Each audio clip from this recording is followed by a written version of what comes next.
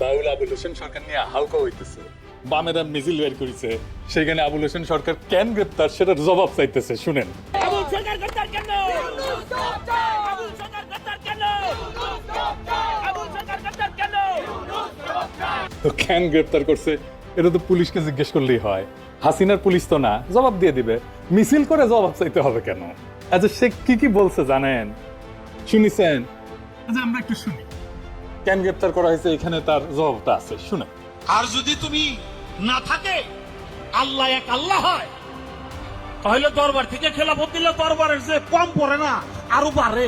তোমার মতো আরো 10টা 20টা আল্লাহ, 200-400 আল্লাহ যদি আরো বানাই দিতা, তাহলে তোমার আরো দাম বাড়তো। এটা তুমি করলে না, এত বুঝো তা তো বুঝো না। আল্লাহর কথার কোনো গোয়া মাথা লিখেছি পাই না। মাথা কোনটা গোয়া কোনটা এটা আমি পাই না। কেন পাই না? এই যে একটা কথা বলছে, আওয়ালুমা খালাকুল্লাহে ইশক, প্রথম সৃষ্টি ইশক। আওয়ালুমা খালাকুল্লাহে মিন নূরি, নূর, প্রথম সৃষ্টি নূর। আওয়ালুমা খালাকুল্লাহে আরশ, প্রথম সৃষ্টি আমার আরশ। দেখেন, আওয়ালুমা খালাকুল্লাহে রূহ, প্রথম সৃষ্টি আমার রূহ। কয়টা হইছে? এক মুখ আছে, দুই কথা কয়। হ্যাঁ, মুখ কয় না হুক কয়? এক মুখে দুই কথা কইলে হ্যাঁ মুখ থাকে, হ্যাঁ তো মুখ থাকে না, তো হুক হয়ে যায়। আল্লাহ যে কইল প্রথম সৃষ্টি আমার ইশক, প্রথম সৃষ্টি আবার কয় আমার আরশ, প্রথম সৃষ্টি আবার কয় নূর, প্রথম সৃষ্টি আবার কয় রূহ। আল্লাহ এক মুখে যে এত কথা কয়, আল্লাহর মুখ কয়টা? খালি কয়টা না, ওটা মুখ না হু। সেটা হলো একটা দাড়ির মধ্যে 70 জন করে ফেরেশতা। তুমি প্রত্যেকদিন ফেরেশতা গো গুয়া খাইতে ভালাও। শুনেছেন তো? এখন এই বাউলের মুক্তি চাইতেছে, অন্যদের ব্যাপারে কথা নাই। ওইখানে ফরাদ ভাই গেছে, আপনারা জানেন উনি আমার মুরব্বী আর গুরুজন। উনি ওইখানে গেলে আমরা তো দমে যাই, কিছু কইতে পারি না। ফরাদ ভাই, আপনি নিজেই একটা ইনস্টিটিউট, আপনার ওদের মিছিলে তো যাওয়ার দরকার নাই, তাই না? আপনি একা বক্তব্য দিয়ে প্রতিবাদ করেন। এই সমস্ত গান্ধা বামেদের কাছে যে আপনি দাঁড়াইলে তো মুশকিল আমাদের হয়ে যায়, আমাদের জন্য। ওরা তো আপনাকে কখনো অন করেনি ফরাদ ভাই, করবেও না। হুদাই আপনি ওদের সাথে যাইতেছেন। যাই হোক, ফরাদ ভাই বলছেন যে সব আন্দোলনে আবুল হোসেন ওনার পাশে ছিল। শোনেন ফরাদ ভাইয়ের কথা শোনেন। আবুল সরকার প্রত্যেকটা আন্দোলনের সঙ্গে প্রথম থেকে আমাদের সঙ্গে যুক্ত। তিনি শহীদ মিনারের অনুষ্ঠান থেকে শুরু করে হেন কোনো প্রতিবাদ সভা নাই, এমনকি শাহ আলী দরগায় যখন আপনারা বট গাছ কেটে ফেলেছিলেন, তিনি আমার পাশে ছিলেন। আমরা ফরাদ ভাই আপনার কথা বিশ্বাস করি, কিন্তু আপনার পাশে আপনি ফরাদ ভাই একজন ফ্যাসিবাদের দালালকে, হাসিনা মুজিব পূজারীকে কিভাবে জায়গা দিলেন? সে তো আপনারা স্যাপোর্টাস করতে আসতেছে। আচ্ছা, আমরা মুজিব বন্দনার হাসিনা বন্দনা শুনি তার কাছ থেকে। হ্যাঁ, শুনেন। বাঙালি জলদি কইরা যায় তোরা আয়, আইরে আমার শেখ হাসিনার নায় তোরা আয়, আইরে আমার শুভ এমপির নায় তোরা আয়। ওরে ইতিহাসের রাখাল রাজা, ইতিহাসের রাখাল রাজা বঙ্গবন্ধু। বুঝেছেন তো ফরাদ ভাই, যাকে তাকে আশেপাশে জায়গা দিয়ে না। মাঝে মাঝে আপনি এমন কিছু করেন যে আমরা বিভ্রান্ত হয়ে যাই। আপনি ইসকনের চিন্ময়ের সাথে দেখা করছেন, এত খাতির আপনার চিন্ময়ের সাথে, তারা দাবির পক্ষে দাঁড়াইছেন পর্যন্ত। এটা তো আমাদেরকে বিভ্রান্ত করে দেয়। যাই হোক, আমরা তখন বেদনাহত হয়ে শুধু দেখতে থাকি যে ফরাদ ভাই এটা কি করতেছে। আপনি মানিকগঞ্জে বাউল সম্মেলনে যাবেন বলছেন, ভালো কথা। আপনি বলছেন আপনিও যাবেন, আপনাকে পেটাইলে পেটাক, এটা কি কথা বললেন ফরাদ ভাই? আপনি এসব কি বলেন ফরাদ ভাই? বাউল সম্মেলন নিয়ে তো কেউ কোনো কিছু বলেও নাই, বাধাও দেয় না। আর আপনাকে কেন পেটাবে? বাংলাদেশে কার তো সাহস আছে আপনাকে আঘাত তুলবে? আপনি বিষয়টাকে এমন ভাবে উপস্থাপন করতেছেন যেন বাংলাদেশের মানুষ বাউল গানের বিরুদ্ধে দাঁড়াইছে। বিষয়টা তো তা না ফরাদ ভাই, মোটেও না। দাঁড়াইছে আপনার ভাষায়, আপনি যেটা সবসময় বলে আসছেন, আপনার ভাষায় খায়া না খায়া আল্লাহ খোদার বিরুদ্ধে কথা বলে। তো আপনি বলতেছেন যে আবুল হোসেন সরকার ইসলাম অবমাননা করে নাই, তো তাইলে তো মুরব্বী হিসেবে আপনার বোঝানো উচিত, একটা ভিডিও বানায় লিখে হোক, যে এটা বুঝায় দেওয়া যে এটা ইসলাম ধর্ম অবমাননা না করেন আপনি। আমরা শুনি, বুঝি, আমরা শিখি, সবাই শিখুক। আপনাকে তো সবাই মুরব্বী মানে। আর যদি আপনার মতে ধর্ম অবমাননা নাই করে, তাইলে আদালতে তো খালাস দিয়ে দিবে, জামিন দিয়ে দিবে। আইনকে বাধা দিচ্ছে কেন রাস্তায় বলেন? এই আবুল হোসেন তো ধান্দাবাজ। মুজিবের বন্দনা করিছে, হাসিনার বন্দনা করিছে, এখন বিএনপির হয়ে ভোট চাচ্ছে। বিএনপির মিটিং এ কিন্তু এগুলা কথা কইছে। ওইখানে দেখেন সামনে হইল জাতীয় নির্বাচন। আমার আফরোজা খান রিতাফা নমিনেশন পাইছে না ধানের শীষে, সামনে ধানের শীষ প্রতীকে আফরোজা খান রিতাফার জন্য আমি আপনাদের কাছে দোয়া চাই, ভোট ভিক্ষা চাই। দেখেছেন এবার এডিটর সাহেব এনা শুনে দেন মুজিব বন্দনা, মানে সব আওয়ামী লীগ এখন বিএনপি হয়ে গেছে।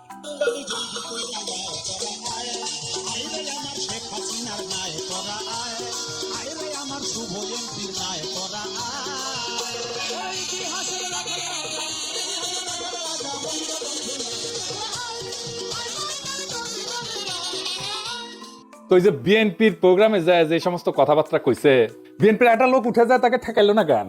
বিএনপি তো ওয়াজে যে কার বিরুদ্ধে, বিএনপির বিরুদ্ধে কথা বললে তো একেবারে ওখানে আলেমদের সাথে ঝগড়াঝাটি গালাগালি এই সমস্ত করে। তো দেখবেন দু একটা দেখবেন যে বিএনপি যে কি করে ওয়াজের ইয়েতে উঠে, মঞ্চে উঠে আলেমদের সাথে কি করে দেখবেন। তো ওইখানে যে তারা কেন ঠেকায় না দেখেন। আমার কথা তো বলতে দেবেন, তা বলতে না দিলে আমি কি করে বুঝাবো? ফালতু কথা বলি বলো, খবরদার ল্যাঙ্গুয়েজ সোজা করেন না, সোজা করে দেবো কিন্তু একদম বলে ল্যাঙ্গুয়েজ সোজা করে বলেন। আমি বলছি আমার কথা তো বলতে দেবেন। ল্যাঙ্গুয়েজ সোজা করে দেবো কিন্তু একদম দুই হাতে প্লেট কম লেখা ভাগর ভাগর করতে জানি খবর দেবো একটা চোখ বাস্ত করে দেবো কিন্তু একদম। আমি প্রশ্ন করলাম, একজন লোক বলছে আলমদ শুনলে নামাজ পড়ল না, শুরু না বললে নামাজ হবে না, ফালতে পারছি। আমি বলছি আমার উত্তরটা তো দিতে।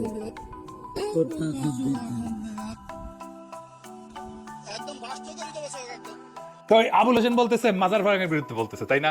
শোনান তো একটু আরেকবার। এমনি তো 200-র উপরে মাজার ভেঙে ফেলাইছে, আপনারা জানেন তো? 200-র উপরে বাংলাদেশে মাজার ভেঙে ফেলাইছে। এখন একটু বন্ধ হয়েছে। কেন বন্ধ হয়েছে? সামনে যে নির্বাচন, একটু গ্যাপ দেই, নাহলে এখনো যদি মাজার ভাঙতে থাকি তাহলে কিন্তু আর ভোট পাবো না। এই জন্য তারা এখন একটু অব্য দিছে, একটু জিরাইতেছে। নির্বাচন হয়ে গেলে যদি তারা ক্ষমতা যায় আবার আমাকে বাড়ি ঘর শুদ্ধ ভাঙ্গা করবো, খালি মাজার না। তো বাংলাদেশে মাজার নিয়ে ঘৃণা উৎপাদন করছে কে? সেকুলারেরা। মাজার ঘৃণার সবচেয়ে বড় কালচারাল এসেট হচ্ছে সৈয়দ ওয়ালিউল্লাহ লাল সালু। নাটক হয়েছে, সিনেমা হয়েছে, পাঠ্য হিসাবে পড়ানো হয়েছে, এখন সেকুলাররা মাজার প্রেমী হয়ে গেছে। কি তাজ্জব! মাওলানা আবুল কালাম আজাদের একটা বই আছে উর্দুতে, গুবারে খাতির নাম, জেলখানা বসে এটা লিখেছিল। ওইখানে উনি মাজার নিয়ে কিছু কথা বলছেন, এখানে কিন্তু উনি খুব অরিজিনাল কিছু চিন্তা আছে। উনি বলছেন কবর এবং মাজারকে ধর্মীয় শক্তি হিসেবে দেখার বিরোধিতা করছে মাওলানা আজাদ। উনি বলেন যে ইসলামের মৌলিক বার্তা ছিল তাওহীদ এবং বুদ্ধিবৃত্তি, কিন্তু পরে কিছু মুসলিম সমাজের মৃত ব্যক্তির কবরকে এটার মধ্যস্থতা, বরকত সংগ্রহের স্থান, অলৌকিক শক্তির উৎস বলে গ্রহণ করছে, যা মূলত মূর্তি পূজার আর এক রূপ। তিনি মাওলানা আজাদ এইটাকে ইসলামের বিরুদ্ধে সবচেয়ে বড় বিচ্যুতি হিসেবে দেখছেন। উনি লিখে গেছেন উনি সুফিবাদকে সম্মান করতেন, কিন্তু তার একটা অভিযোগও ছিল। অভিযোগ হচ্ছে সুফিবাদকে মাজার কেন্দ্রিক যাজকতন্ত্রে পরিণত করা হয়েছে। তিনি লিখছেন যে অনেক দরগায় অন্ধভক্তি, করুণার জায়গায় ভয়, যুক্তির বদলে অলৌকিক গল্প, অর্থনৈতিক শোষণ এই সমস্ত প্রতিষ্ঠা পাইছে। এইগুলোকে উনি সামাজিক রোগ বলছেন ওই বইতে। উনি বলছেন যে দরিদ্র অসহায় মানুষের জীবনের বাস্তব সমস্যার সমাধান খুঁজতে গিয়ে মাজারে আশ্রয় নেয়, এবং মাজারের খাদেম এবং পীরেরা এই দুর্বলতার সুযোগ নিয়ে নিজেদের কর্তৃত্ব জাহির করে।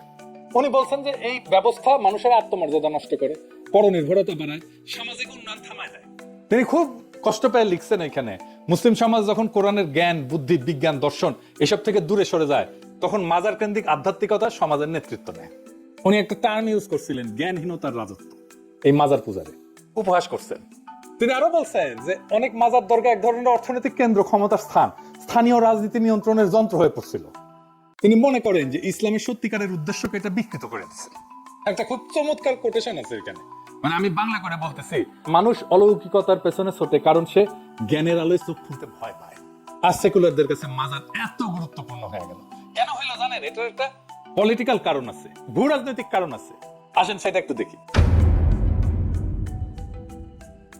মাজার হইল Indian soft power, Indian cultural icon, তাই সেকুলাররা এটা রক্ষা করতে চায় যে কোনো ভাবে। বামেরা ঠিক এই কারণেই বাংলাদেশের ইসলামকে পীর আউলিয়ার ইসলাম হিসেবে দেখতে চায়। আপনি দেখবেন মুম্বাইয়ের সিনেমাগুলোতে মুসলমান চরিত্র মানে সে মাজারে যায়, দোয়া পড়ে, সুতা বান্ধে, কাওয়ালি গায়। কেন এটা?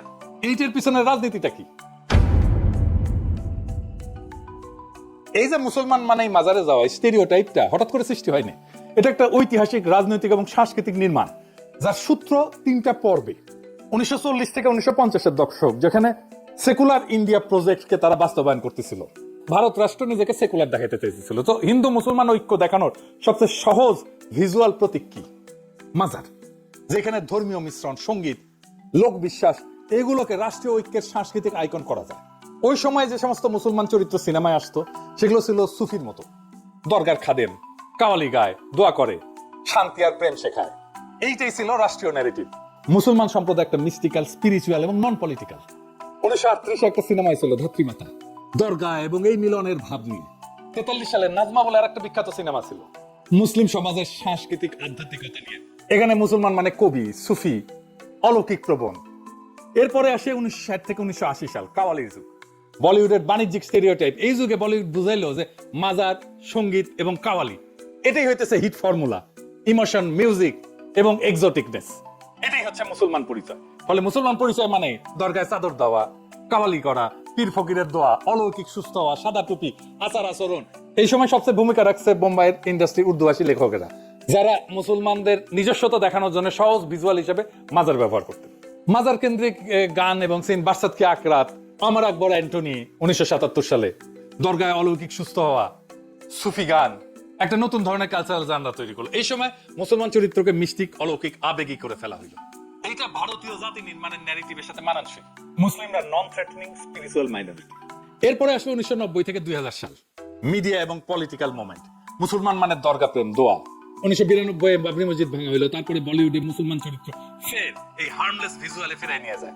এই সময় মুসলমান চরিত্রকে তিন ভাবে দেখানো হয়: মাজার ভক্ত, প্রেমিক প্রেমিকা, নিরীহ দোয়া করা বুড়া মুসলিম যিনি নায়ককে আশীর্বাদ করেন, কাওয়ালি প্লাস ধর্মীয় মিস্টিক পটভূমি, যা মুসলমান সমাজকে সাংস্কৃতিকভাবে রঙিন কিন্তু রাজনৈতিকভাবে অসক্রিয় দেখায়।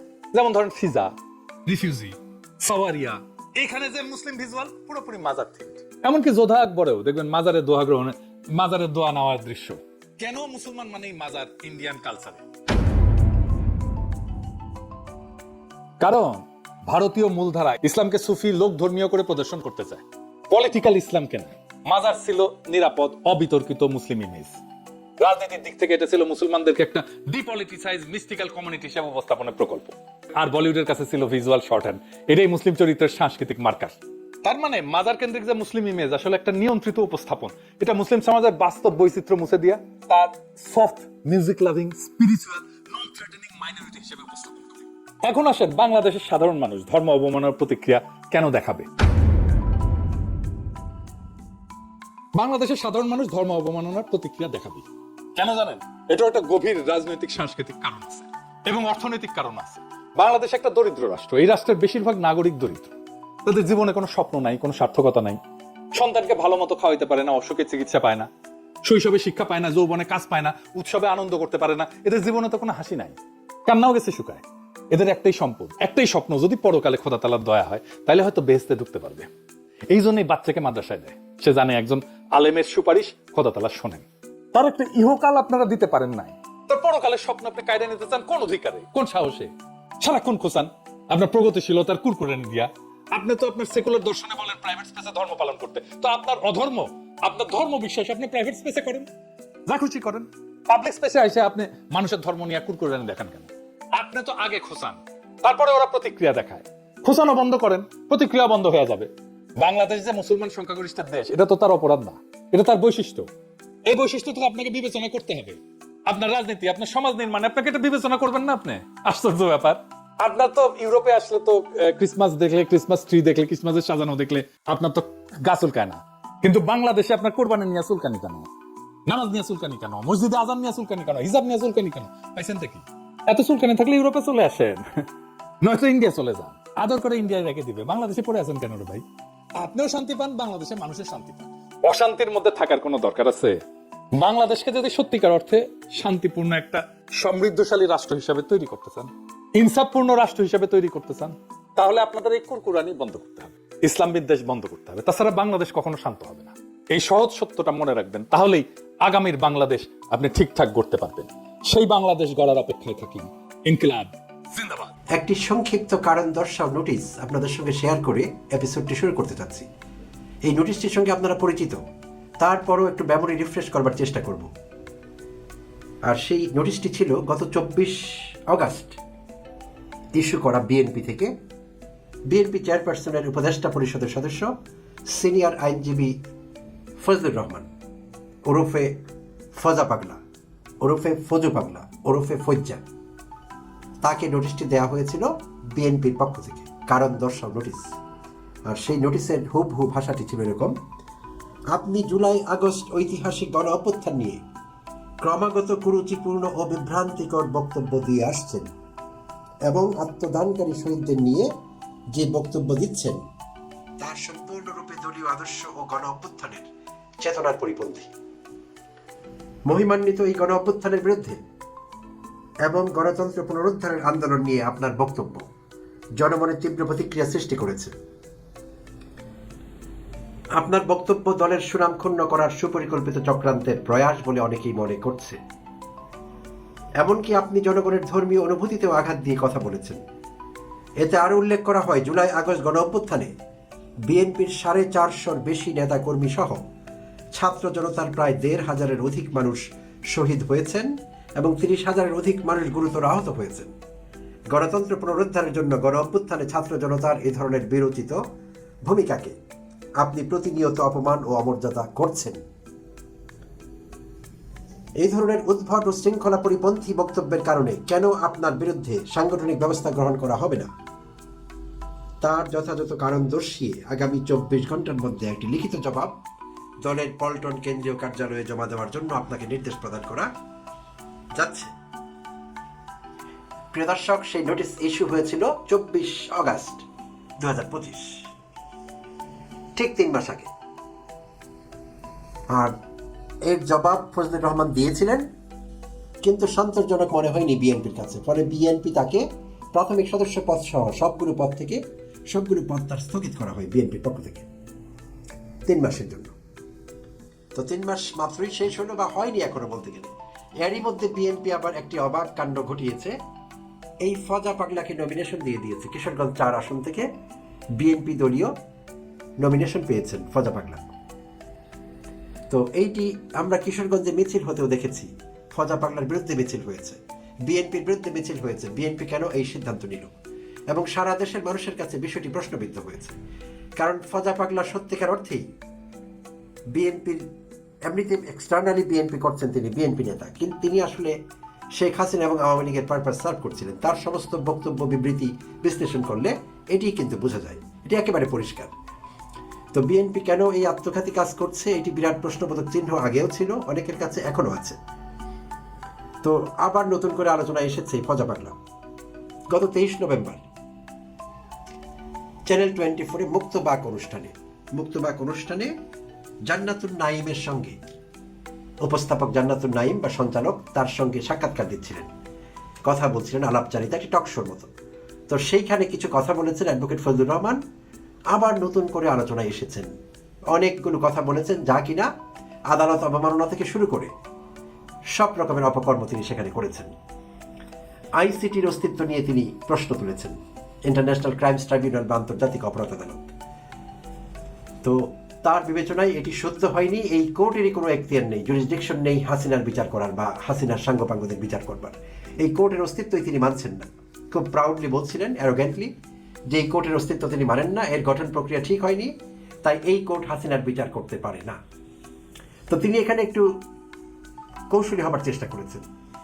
এক পর্যায়ে তার 50 মিনিটের সেই টক শো, 50 মিনিট ধরে তিনি কথা বলেছেন জান্নাতুন নাইমের সঙ্গে। তো সেখানে তিনি কৌশলী হয়েছেন, তিনি বলেছেন যে হাসিনার বিচার নিয়ে তার কোনো কথা নেই, রায়ের বিরুদ্ধে তার কোনো কথা নেই, কোর্টের গঠন প্রক্রিয়া নিয়ে তার কথা আছে।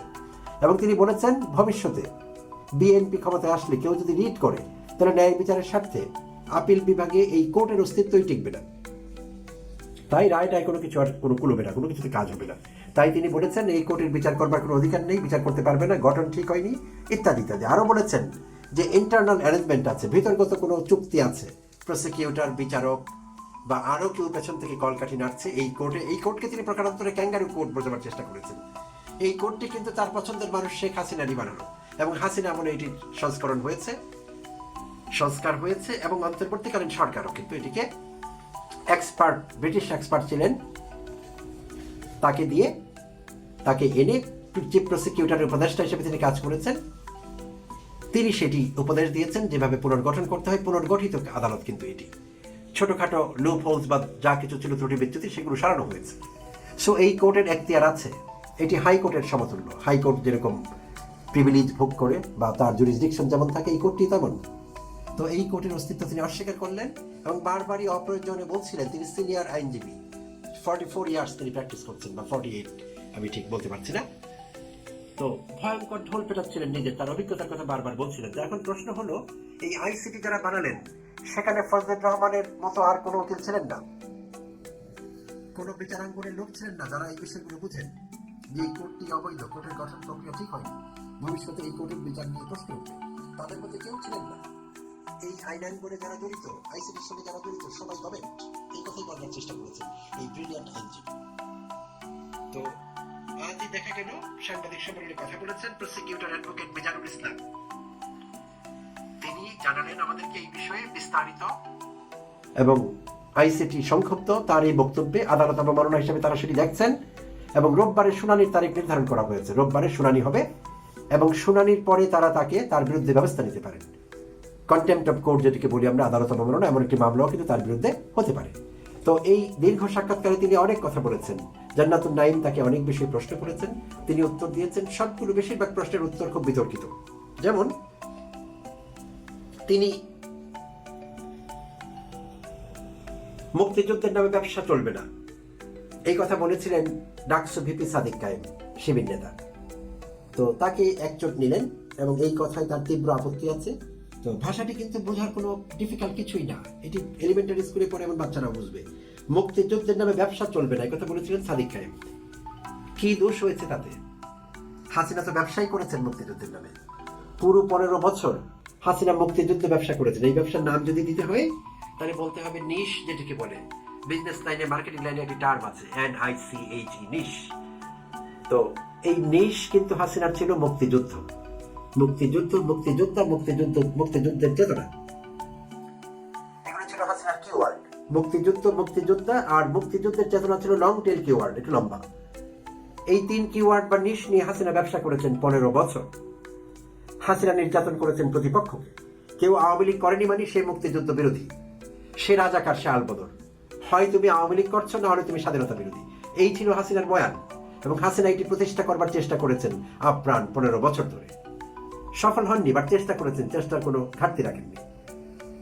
তো সাদিক কায়েম বলেছেন মুক্তিযুদ্ধের নামে ব্যবসা চলবে না। চমৎকার কথা, এটি তো আমরা চাই। কোন বিবেক বুদ্ধি সম্পন্ন মানুষ মুক্তিযুদ্ধের মতো একটি মহান ঘটনা, এইটিকে যদি কেউ এটিকে যদি কেউ চেষ্টা করে ম্যানিপুলেট করতে, নিজের সুবিধায় ব্যবহার করার চেষ্টা করে কিংবা ক্যাশ করবার চেষ্টা করে, নিজের পক্ষে মনোপোলাইজ করবার চেষ্টা করে, আওয়ামী লীগ মুক্তিযুদ্ধকে মনোপোলাইজ করেছে এক ধরনের, এটি এক ধরনের মনোপলি। তো সেটি তো আমরা সহ্য করবো না এবং সেটি অসৎ উদ্দেশ্যে করা হয়েছে, সেটি পরিষ্কার। তো সাদিক কায়েমের এই বক্তব্য এই সিনিয়র আইনজীবী কোথায় বোঝেননি আমারও বুঝতে কষ্ট হচ্ছে।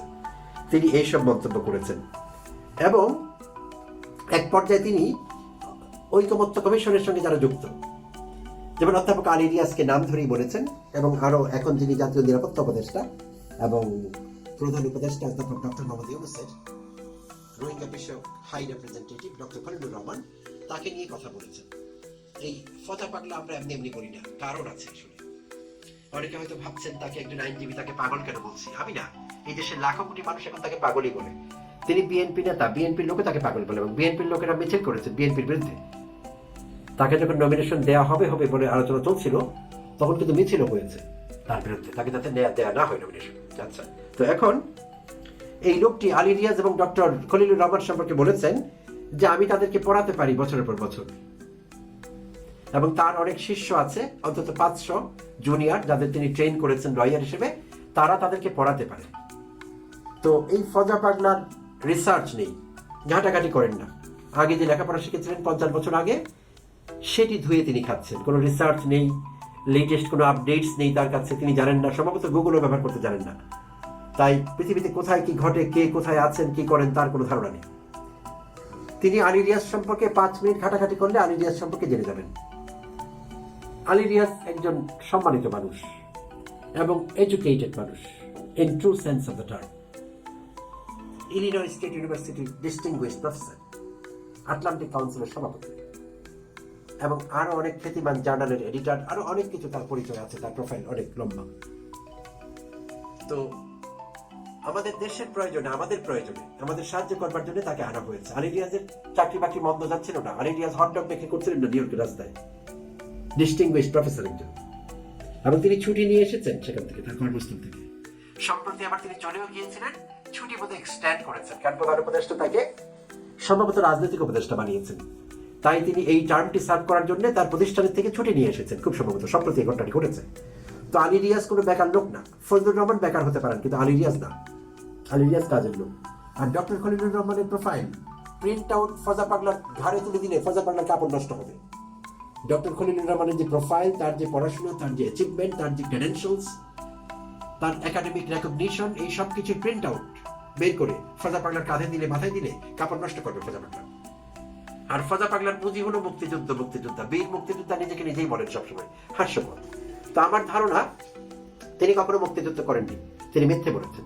পিনাকি ভট্টাচার্য একটা এপিসোড করে দেখিয়েছেন তিনি মুক্তিযুদ্ধ করেননি, যদিও আমি পিনাকি ভট্টাচার্যের সব বক্তব্যের সঙ্গে একমত না, বাট আমারও এখন মনে হচ্ছে, আমার আশঙ্কা আছে এবং সন্দেহ হচ্ছে যে এই লোক মুক্তিযুদ্ধ করেননি। যদি করতেনই তাহলে তার কেন বারবার মনে করাতে হয় আমি বীর মুক্তিযোদ্ধা? এই ক্রেডিট তো তাকে মানুষ দেবে, আমরা দেবো, তিনি কেন বলবেন বারবার?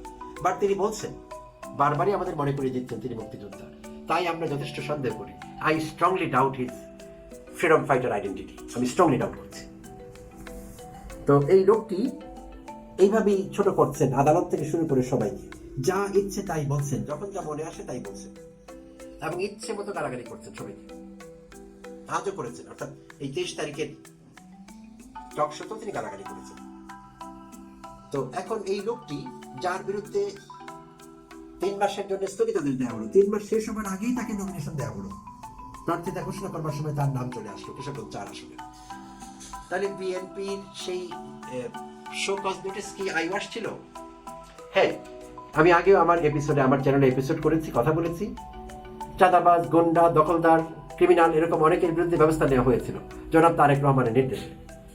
আমরা জেনেছিলাম যে বাংলাদেশ থেকে মির্জা ফখরুল ইসলাম আলমগীর, আমির খসরু মাহমুদ চৌধুরী, সালাউদ্দিন সাহেব, রুহুল কবির রিজভী, দুলু, বুলু, টুকু, এরা সবাই বলবার চেষ্টা করছিলেন যে আমাদের মহান নেতা তারেক রহমান বলেছেন দলে ক্রিমিনালদের কোনো জায়গা হবে না, চাঁদাবাজের জায়গা হবে না, তাই আমরা সবার বিরুদ্ধে শাস্তিমূলক ব্যবস্থা নিচ্ছি। আমরা দেখেছি কারো বিরুদ্ধে 15 দিন, কারো বিরুদ্ধে 1 মাসের শাস্তিমূলক ব্যবস্থা, তাদেরকে আবার দলে ফিরিয়ে নেওয়া হয়েছে। তো আইওয়াশ করা হচ্ছিল, সেই জন্যই আসলে বিএনপি তার দলকে কন্ট্রোল করতে পারছিল না। সেই জন্যই হাজার হাজার লাখ লাখ চাঁদাবাজির কেস, চাঁদাবাজির অভিযোগ বিএনপির নেতৃস্থানীয়দের বিরুদ্ধে। শুধু মূল দল না, ছাত্র দল, যুব দল, স্বেচ্ছাসেবক দল, যত রকমের দল আছে সব দলের নেতৃস্থানীয়রাই চাঁদাবাজির সঙ্গে যুক্ত। আর এটি কন্ট্রোল করতে পারেনি বিএনপি। কেন পারেনি? কারণ তারাও জানতো যে আমাদেরকে শাস্তি দেওয়া হবে 15 দিন, 1 মাসের জন্য, ইচ্ছে মতো চাঁদাবাজি করে নিই, টাকা কামিয়ে নিই, 1 মাস শাস্তি দেবে, সমস্যা নেই, 1 মাস পর আবার তুলে নেবে। So business as usual. So বিএনপির ক্ষেত্রে এটাই ঘটেছে। সো ফজা পাগলার ব্যাপারেও কিন্তু বিএনপি এই কাজটি করেছে। তো বিএনপি যখন বলছিল তাদের সেই শোকজ নোটিসে যে এই গণ অভ্যুত্থানের চেতনার বিরুদ্ধে আপনি কথা বলছেন, ছাত্র জনতার বিরুদ্ধে অবস্থান করছেন, আমাদের আদর্শের বিরুদ্ধে কথা বলছেন, তারা মিথ্যাচার করছিল। তারাই বিশ্বাস করে না তাদের দলের কোনো আদর্শ আছে, তারাই বিশ্বাস করে না জুলাই অভ্যুত্থান কোনো ঘটনা, এবং জুলাই অভ্যুত্থান ইম্প্যাক্টফুল বাংলাদেশের জন্য, বাংলাদেশের মানুষের জন্য। যদি করতেন, বিএনপি নেতৃবৃন্দ যদি সত্যিকার অর্থে মেন করতেন সেই শোকজ নোটিসের ভাষাগুলো, তাহলে কখনোই ফজলুর রহমান নমিনেশন পেতে পারেন না। তিনি নমিনেশন পেয়েছেন। তো দেখা যাক, রোববার দিন শুনানি আছে এই ফজা পাগলার বিরুদ্ধে। শুনানিতে কি হয়, ফজা পাগলা কিভাবে নিজেকে ডিফেন্ড করেন, আমরা অপেক্ষা করছি দেখবার জন্য। তবে সব বিবেচনায় মনে হচ্ছে তার বিরুদ্ধে কন্টেম্পট অফ কোর্ট মামলা হবে।